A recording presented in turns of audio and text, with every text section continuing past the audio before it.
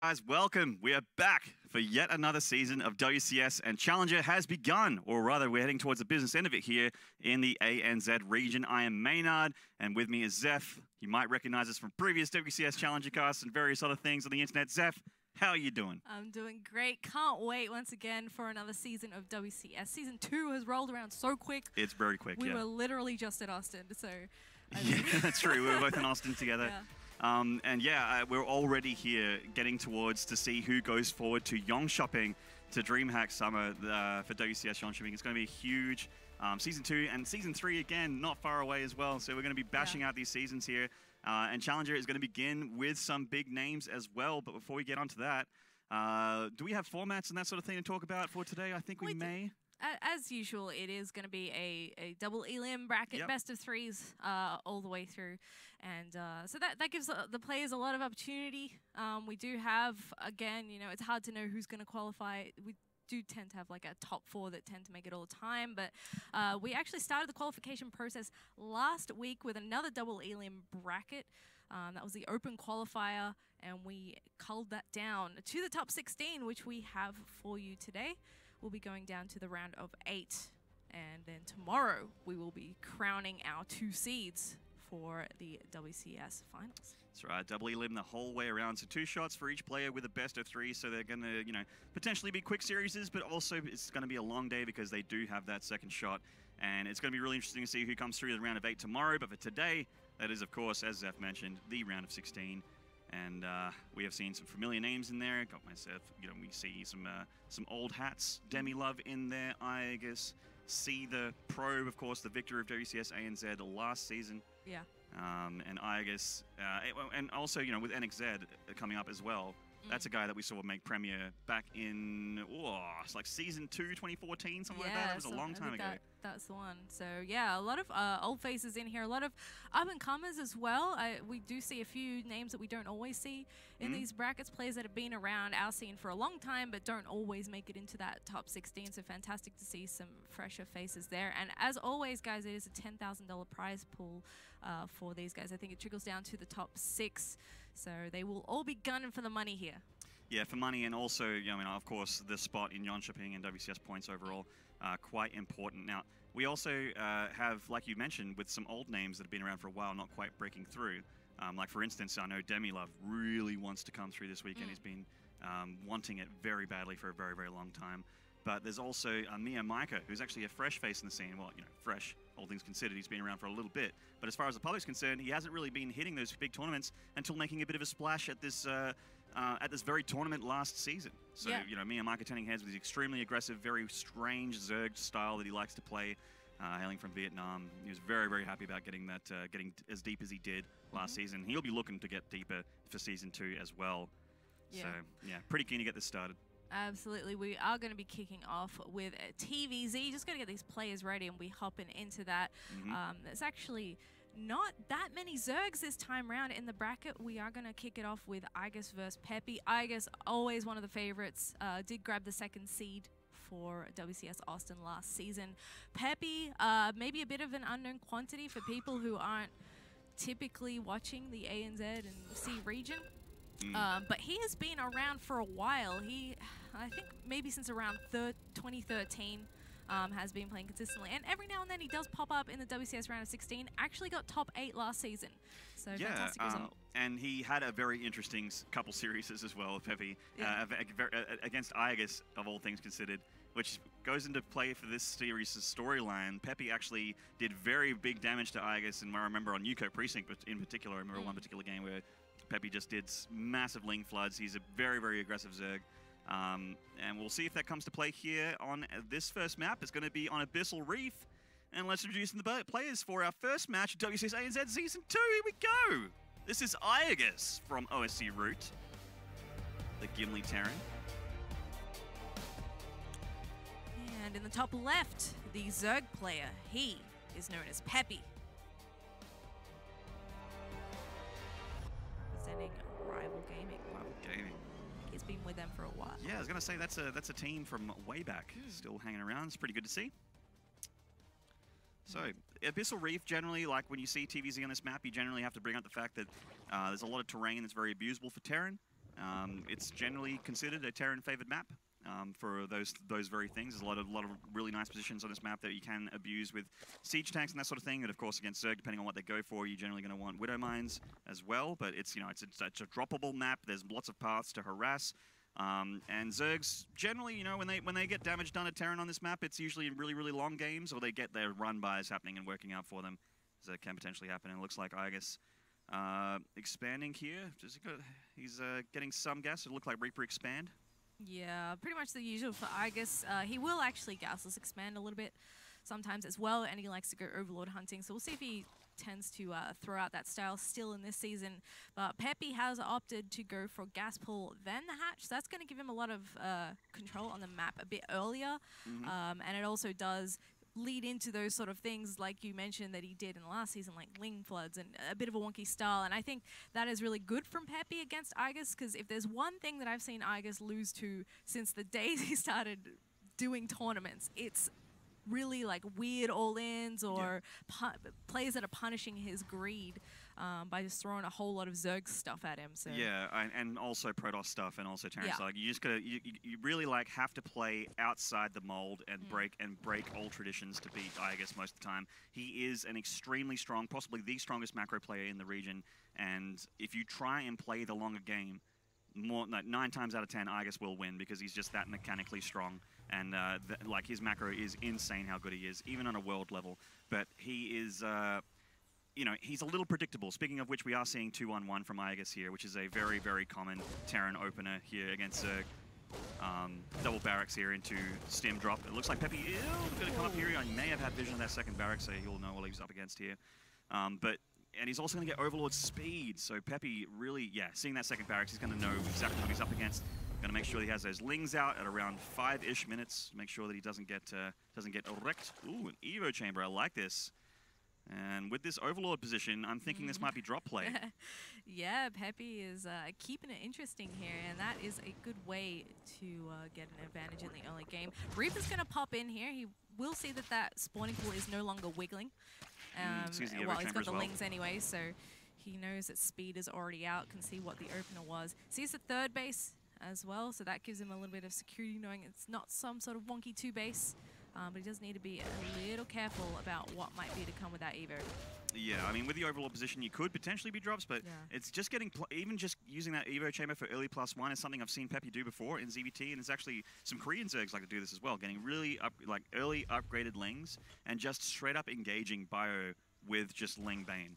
And it actually works very well if you get the right engagements, of course. Because this usually is followed up with Widow Mines. We have the Marines getting pumped out here for iaguz stim on the way. He's going to be switching that reactor over into the starport for that double medevac, getting ready for his drop. Yeah, it won't be long before he hits that third. And Peppy should have a pretty good idea of what's going on. Already we see those Lings starting to churn out as soon as those medevacs start in the production tab there. And you're right, that +1 melee really makes a world of difference. It also helps stop the Terran gain any momentum if you have a little bit of trouble cleaning that up. So we'll see how he goes. He's going to actually send some of these Lings out. Well, I mean, this is Peppy. He may be sending all of them.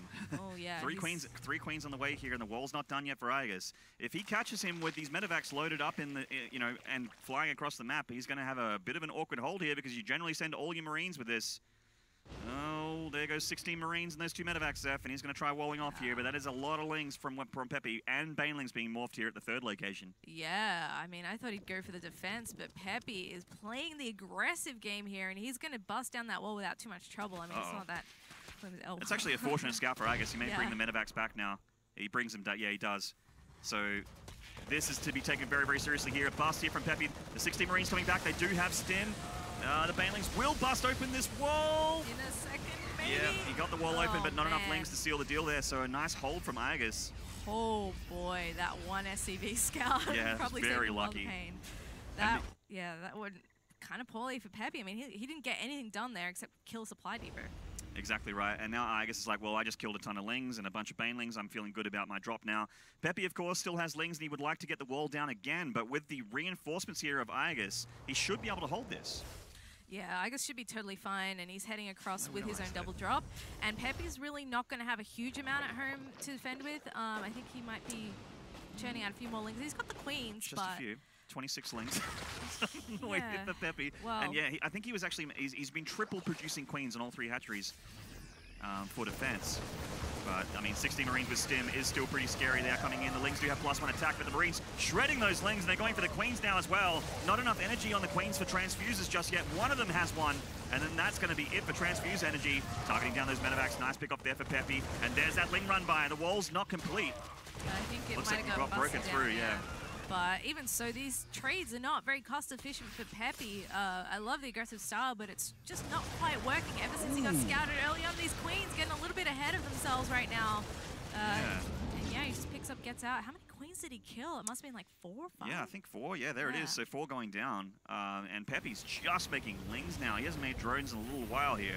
He's chilling on 41 workers. iaguz is obviously still producing SCVs because he's a macro Terran. He's got the 3rd CC done as well. And he's got an armory 1-1 nearly done for the Terran. And I think that the longer this game goes, the worse and worse it's going to get for Peppy here. As iaguz is really gunning for a strong mid game. Yeah, exactly. And the +1 attack was really an advantage that Peppy was trying to make use of here, and that's going to go away in just a second. Oh, man, that is a lot of Banelings. So many Banelings. He's 16 being morphed here. Yeah, definitely going balls deep on these attacks. And he's trying to drone behind us as well. So he's sort of trying to play both aggressive and catch up here in the economy. He's going to have maybe. I actually really love this 3rd location for iaguz, by the way. It makes it very awkward for the Zerg. Yeah.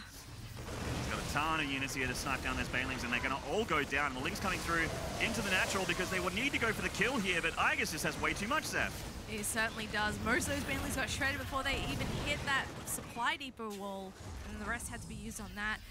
Medevac energy going to be working hard to restore those Marines to their former glory, but you know what? It doesn't even matter. Like, they're going to trade so well against those Lings on even upgrades, and we got the 2-2 coming for iaguz as well, whereas Peppy, he doesn't have the money for that. Peppy has 1 gear, and that is go, go, go. Just Lings on the way here. He's got a lair on the way.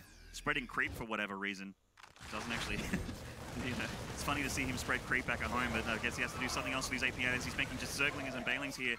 And trying to hit in several places at once. Looks like he's going for a 3rd. iaguz has got his forces split. No, he's going to consolidate here at the 3rd. Do the Banelings have a flood of Lings behind them? No, they don't. No, he's trickling a few across the map, but it's just not that really huge number. A few Banelings actually get through this time, but once again, only 2 survival. They make it into the middle lane. iaguz not pulling his SCV. He's going to lose a few. 9 actually going down. That's more than a few. Quite a few SCVs going down, but still iaguz with equal worker count because he does have that 3cc SCV production. 2-2 on the way for iaguz, and he's starting to pepper in Marauders as well to soak up those Banelings. He's making those SCVs 3 at a time. Yeah, with these extra couple of medevacs and a bit more beef in that army, I think Peppy's going to be harder pressed to actually get damage done. That's the first time he's actually cracked the wall and managed to kill something that wasn't a Marine. Yeah, it's the first time he's made drones in a little while as well. He's droning back at home, so he's feeling like, okay, you know, I can't keep this up forever, and he's that's very much the case. These Banelings don't have centrifugal hooks. These Marines are just stimming them down. Splits free from iaguz. You know, not the most amazing splits in the whole world, but good enough, and he completely cleans up those Banelings. And, you know, you're very right where he's low on medevac energy, but he is still producing more medevacs, and he's going to go for a counterattack with this big army advantage that he has. 62 versus the 27 army supply of Peppy. I don't even think reinforcements might be able to stop this. If iaguz controls this well, Peppy's actually going to take a lot of damage. He sure is, and that was the bulk of his army that just got killed as well, so he's going to replenish that from literally nothing, and just 1-1 Lings really aren't going to cut mustard here against the 2-2 Marines. Splits from iaguz are pretty good here, and there's just not anything left. There's just Queens, lots of Transfuses, and he might be able to snipe a couple of medevacs, but everything going down here, and iaguz takes game number 1. A very crisp, clean TVZ there from iaguz, sorting out Peppy's very aggressive style. We mentioned at the very start of the cast, Peppy is quite an aggressive Zerg, but iaguz did his homework this time and really made that look one-sided. Very well played by him. Yeah, he did. But I think Peppy has the right idea as well. You know, you throw a spanner in the works for a player like iaguz, that's how you do it. And I really like the build, honestly. Like, imagine if that SCV hadn't have just happened to scout it. No, you're absolutely right. That SCV at that sort of that high ground 4th location, I guess, like generally where your 4th CC is. Yeah, if he didn't scout those Lings and Banes, maybe it would have completely changed. You know, the outcome of game 1 could have been Peppy's for sure. When you get caught unawares like that, very, very hard to hold. Those medevacs would have been too far away. And that would have been all she wrote. Yeah, pretty much. So, well-chosen build there by Peppy. We'll see what he throws out in game number 2, if he's going to stick with that idea of playing a really aggressive game. I think all in all, he played that quite well. He was behind on drones, but he found that good balance between squeezing out a few and keeping up the aggression. And perhaps a lesser player would have eventually fallen to that when you're being bane busted every minute or two. Yeah, I mean, right. It's quite a high-pressure situation. So we'll see how we go in game number 2. Guys, also, we do have Insano on the Observer Cam today, so yes. give him some love on the Twitterverse for that. He doesn't get a break because we do. We do. We have a third commentator. Pig is here, one of my favorite commentators in all of history of esports, and also a great player as well, is here at this tournament. Unfortunately, he's not playing for us today. He's going to be casting instead. So that's a small little consolation prize that we get. Yes, so I'm excited to have Pig here. I don't think we've had him here for WCS before. Not as a commentator, I don't think. We've had Moonglade, we've had Def, some very high-level Australian players, but we haven't had the WCS That's good. Australia champion 2012 here. Yeah. Haven't had him yet. He's got a huge brain. Can't wait to... He does have a huge brain. Not that much hair left, though, unfortunately. He lost a lot of it at his apartment during the tournament one time. I think he's going to have to raise the money goal next time. Yeah.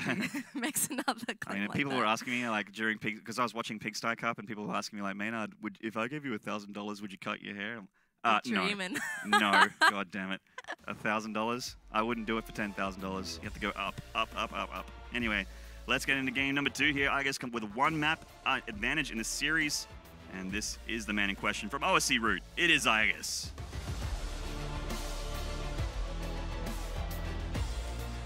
And in the top left from Rival Gaming, he's the green Zerg, Peppy.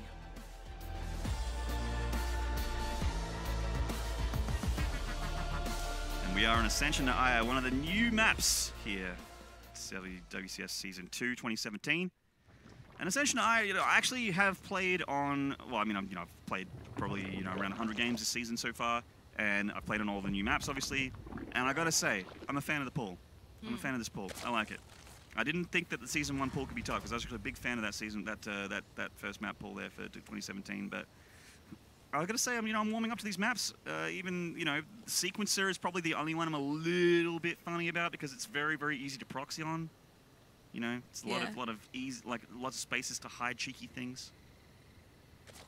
I don't know how I feel about some of these maps. I think the pool is pretty good overall. I think the only one I vetoed is Sequencer. But Ascension, I think it takes a little bit of getting used to, because there's like 50,000 paths to your bases. Yeah. And my first few ladder games were definitely losses due to the fact that I didn't know there was a way to get to my base like that. So, yeah. But it's been around for a little while now. Players seem pretty happy to be on it. And it's certainly made for some exciting games. And I think this might be a good map for Peppy's kind of style, where he's constantly trying to run stuff at you. Yeah, well, like you mentioned, there's a lot of different attack paths. So, getting full wall-offs is a little bit trickier. You have to do it right back at the natural, like towards the ramp here, if you want to fully wall off that natural. And then when you get your third, that's open ground, baby. That's not walling that in. That's just, you drop a bunker and hope for the best. That's, the run-by style that Peppy likes to go for is... potentially rough. But we did see a different opening here for iaguz. He's not going for the 2-1-1. He went for gas after getting his supply depot before making the barracks. So going for a quicker 1-1 style. A 1-1-1 style, I should say. Yep. We'll be putting on a little bit of pressure once those medevacs come out. Might have a bit of map control with a couple of Hellions in the meantime, but we'll see what he ends up going with. iaguz is that guy that it doesn't really matter what the opening is. He's going to end up doing the same sort of thing. You're going to have that biomine composition. He's going to rally into your face for eternity once he gets started. So, and opening with these two Marines is very classic iaguz style. It's Overlord hunting. Oh, if he gets this SCV, it's a nice pick off Peppy, but iaguz doesn't let him get that kill. Yeah. So the two Lings do go down, and that CC is going to go down unadulterated. Peppy getting a very early Overlord speed here with like that first 200 gas going directly into Ling speed and Overlord speed. So he's going to have either all the scouting information in the world or have some very hard to stop Ling drops. We'll just have to see what comes through for him. So this is a style that's really been sort of coming up in Korea, where you are getting back into Hellion openings instead of bio openings. And you just, get a lot of map control. You can pressure the map. And looks like Peppy's just going to use his speed to get as much scouting information as possible. He knows exactly what he's up against. Yeah, I really like this style here as well because it is quite a big map. There's a lot of airspace, there's a lot of attack paths. You want those overlords spread out so that you can actually see that stuff coming at you.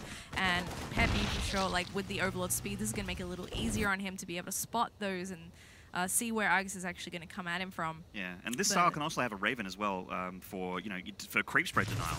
Yeah. And also just the fact that auto turrets are still quite insane. Yeah. Like, earlier in the game, of course, they're very, very strong. We'll see if he opts for that.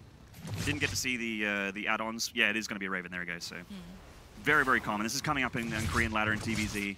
Very, very strong.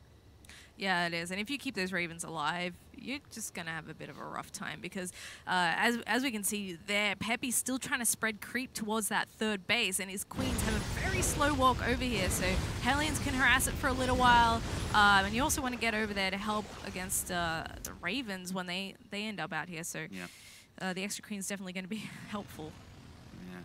And he's getting double engineering bay back here. I was actually trying to see like if he wanted to go for an earlier armory, but it doesn't look like he has the Hellion count for, sometimes this style has Hellbats as well, which is really scary for Zerg, I guess. But it looks like Peppy's going a little bit different this time. He's going to go for Roach Ravager composition instead of Ling Bane. I like that choice here. The Roaches make it a little easier to deal with these Hellions. Gives you just a bit more security in general against early game stuff, I feel, because you've got a bit more beef on your side. Double Roach Warren? Well, I mean, just in case, Seth. It's just in case. There is a Raven after all, Raven could easily snipe 2 Roach Warrens. I wouldn't be surprised if we see a 3rd Roach Warren on the way. Yeah. Oh no, in all seriousness, that's obviously a slight mistake there from Peppy. But, the pressure's on here. This is the round of 16 WCS Challenger. It's in the business, a lot of money on the line, glory on the line, careers made and shattered at the same time. It's a big deal. Here comes the Raven here, and he's not pushing with the Hellions. In fact, he's going to go for some drone harass. There's an energy for 1 auto turret here. And look at that, no reaction from Peppy. 4 drones going down. Ugh. Oh boy. Well, that's a good start to that harassment. Yeah. He's got energy in a couple seconds for another turret. Oh no. Oh. Bam. Oh, the party never stops when you got Ravens on the field. Look at that, another 3 go down. That's 7 worker kills right there, and iaguz is still just about on par with that worker count. His 1-1 is also on the way. I think it's just maybe slightly behind the 1-1 of Peppy, so... Oh. Yeah, plenty of queens here. The Raven will eventually go down. It is in range. Oh, man. Queen range, man. I didn't know that could still reach. Good to know. I mean, we'd send angry letters to David Kim as a Terran player, but we can't anymore, unfortunately. He's moved on to Secret Project X, whatever that is. 3rd CC being floated out here for iaguz. He's looking great at this stage, like beautiful economy. Armory timed out beautifully in time with 1-1 upgrades. Stim just finishing up, and Roach is now on the way for Peppy. Obviously, they're a little bit later because he had to drone up again after losing 7 drones. And he's tanking it as well because, you don't really want Widow Mines against Roach Ravager. Tanks are a bit better. Yes, indeed. These Lings got to be a little bit careful. Those Hellions can still roast them, but the map control for iaguz is kind of ended with those. He can be annoying, but really it's about this double medevac pressure that's coming out here towards that 4th base. There's already a fair few units out for Peppy. And you could actually, in a second, turn these into Hellbats, which would be fantastic to tank these Roaches and also these Lings. But in the meantime, it just looks like he has a lot of units here. Yeah. The Roaches do have 1-1, so they can actually tussle with these Marines, but the Marines now have 1-1 as well. No combat shield just yet, so not as strong as they can be, but... there we go. Yeah, it is on the way. And the drop just loads back up, and he can start being really annoying with this because, of course, the beauty of the Roach style for the Terran is that there's no... it's not as mobile. Yeah. So this is the way to deal with it. But with these extra queens, Peppy's already doing a good job at trying to predict where these are going and shut it down before it happens. I mean, if you unload these medevacs, if you fully unload these medevacs, you can generally tussle with a few Zerg units, but it looks like there's too much here from Peppy. iaguz is overstaying his welcome, I feel. Yeah, losing 1 medevac there, does get 2 queens for his trouble, but not the most amazing trade in the world. We've got 2-2 on the way here for the Zerg, 2-2 of course on the way for the Terran as well. Tanks have joined the field, and extra production going down for iaguz on those 3 bases. Haven't seen a 4th CC yet, so he's gonna. I mean, Peppy's struggling to spend his money right now. He's been using his lava as well as he can, but look at that mineral bank, Zeph. Yeah, that's just a couple of minerals. Yeah, it's just identified. He's like, shit, I have a lot of minerals. I need to get gas here. Got to drop those extractors, and he's just starting to do that now. Yeah, and I mean, he's going to be heading into that infestation pit to So that'll definitely use up some of that gas, and not so much the minerals. I mean, it is a composition that's pretty light on the mineral front. But there we go. Like, these Marines really can't contest with that ball of roaches. They can maybe pick off a couple, then run away. But I like how active iaguz is being on the map. You know, he has been untouched, basically, this game. He's got his third base. He can think about a fourth. 2-2 isn't too far away for him, and similarly for Peppy, actually. Yeah. Peppy will get his plus to attack first. But, you know, I was going to say, what are we going to see here with this transition is going to be a Spire on the way for Peppy. So I'm thinking that we're going to probably see Corruptors come out here. Very, very good against, you know, Liberators, which can sometimes join the fray. But at this stage, you know, will be nice against Medivacs as well. But Roaches and Ravagers aren't high enough in number to engage these tanks, which are in a lovely position on that Zelnaga Watchtower in that high ground. iaguz has a big bully units, but a nice concave here from Peppy with Queens on the Transfuse are going to bully him back. That is a nice ball of Marines, though, and he will trade very efficiently against that if he keeps doing that. Stimming in, taking out a couple, and moving back to Siege Tank Fire. Such a beautiful position here for iaguz to have set up in, and he can continue leapfrogging forward. It's going to be really hard to engage that. He's going to need to maybe land some biles on those tanks to get rid of them, because it's going to be hard to get close. Yeah, iaguz spreading out those tanks, leapfrogging them a little bit, reinforcing from back here as well. And there's a huge concave from Peppy. Does he have enough to crush this, though? Roach is getting a little bit low. It's primarily Queens here.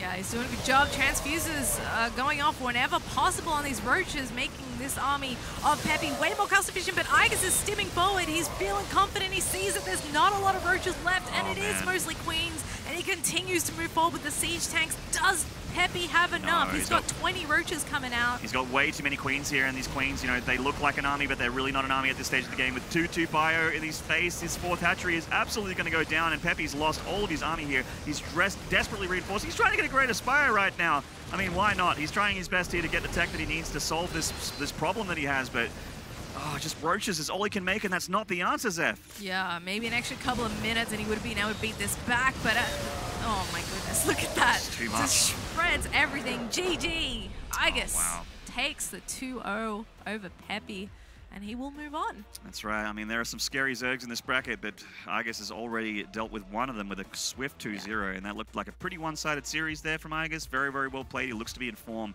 I'm hearing that he's, you know, very high in MR on the Korean ladder right now, which is always a good thing to have on your resume when you're coming into a big tournament like this and trying to get qualified for WCS Jönköping at DreamHack Summer. So strong start for the Australian Terran there, and Peppy goes down to the losers bracket. Yeah, so that's not the end of him, but he does have a longer haul to make it back up towards that final. So we'll possibly see more of him later as we journey towards the round of 8. But for now, guys, we will take a quick break and be back with more StarCraft shortly.